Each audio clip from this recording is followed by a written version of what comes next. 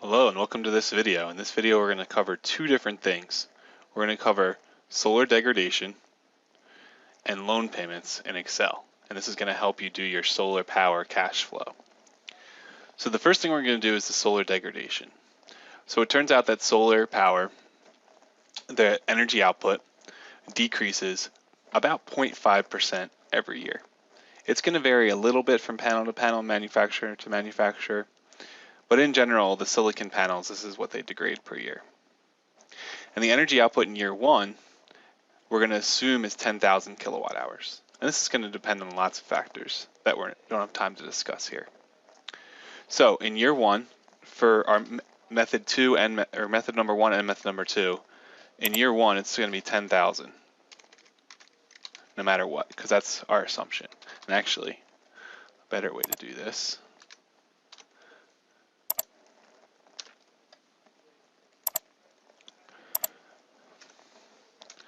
So now we have that. So for method number one, what we're going to do is say that this is the previous entry minus the previous entry times the 0.05%. So what this is saying is take 10,000 minus 10,000 times 0.5%. And we don't want the 0.5% to change, so we're going to make that an absolute reference. And if we drag this all the way down, we did this for 20 years, we see that this is the amount of output that would happen over at the 20-year point, is 9,091 kilowatt hours. So that's one way to do it, but I couldn't use this formula if I wanted to just calculate year 19 or year 20, because it depends on the one before it. You can see that this calculation depends on B24, which is the one before it. So a more generalized formula is to do this in a more generalized way. But first, let's think about this. Let's think about simplifying this. We can pull, if we think of this as an algebraic expression where B6 is x and B1 is y, this is x minus xy. We can pull the x out of both equations, and we get that this equals B6 times 1 minus B1.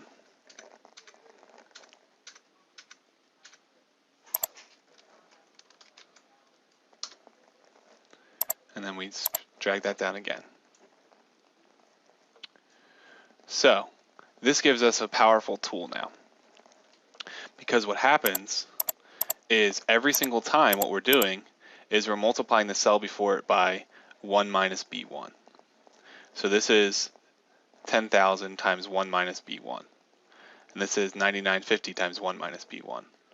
Really though, we could just say this is this cell right here is 10,000 times 1 minus B1 squared. This one is 10,000 times 1 minus B1 cubed. So we can use that. We can say that we want it to be 10,000, and we want that to be a fixed reference now, times 1 minus B1. And now we're going to raise that to a power. So we're going to raise it to this power minus 1. And let's see what happens. So now we have the exact same numbers, it's just in a different way.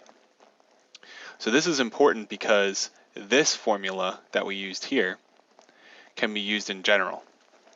So if I asked you what would be the power output after 40 years, you would just in year 40, you would just put 40 in this equation for A7. So if you're ever without Excel, you can do it with this method. This method would really require a lot of time, or nicely, it just requires Excel. So that's how to figure out solar degradation. Now let's go ahead to the loan payment. So there are some formulas out there that you can do loan payment just by yourself and put in a complicated formula here. but Excel actually has a function called PMT, or the payment function. So, and I'm using Google Sheets right now, so Google Sheets has this too. And what's nice is Google Sheets gives you what the different terms are here. So the first term is the rate. So let's talk a little bit about this before we actually go over this. Our loan is going to have a 15% annual interest rate up here. The loan term is going to be 30 years, and the loan amount is going to be $40,000. But the big thing about this is that we want this loan to have monthly payments. So even though the loan term is in years and there's an annual interest rate, we need to convert that so it's monthly payments. So the rate needs to be a monthly rate. So the first thing we do for this is we take the interest rate and divide it by 12, because that converts an annual interest rate into a monthly interest rate. And then the next thing we see with payment is that it's the amount of periods. So all that means is how many payments you're going to make. And in that case, we're going to make 30 years worth of payments every month. So it's 30 years times 12 payments each year. And then the first is the initial value. The last cell is the initial value. And let's make sure we're referencing these things.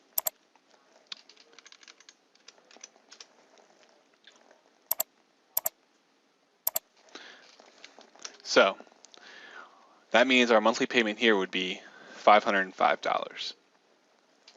So now let's look and see if we change one of these things. Let's say we change the interest rate to 7.5%. So a common misconception is that our loan payment would decrease by half if we went to 7.5%. But it doesn't. So you really need to think about, when you do interest rate, it's definitely different when you change the interest rate. It doesn't just halve or whatnot. So it's a good thing to pay attention to, is that interest rate can really affect your monthly payment, not just for the solar cash flows, but in other things in life. All right, thanks for watching.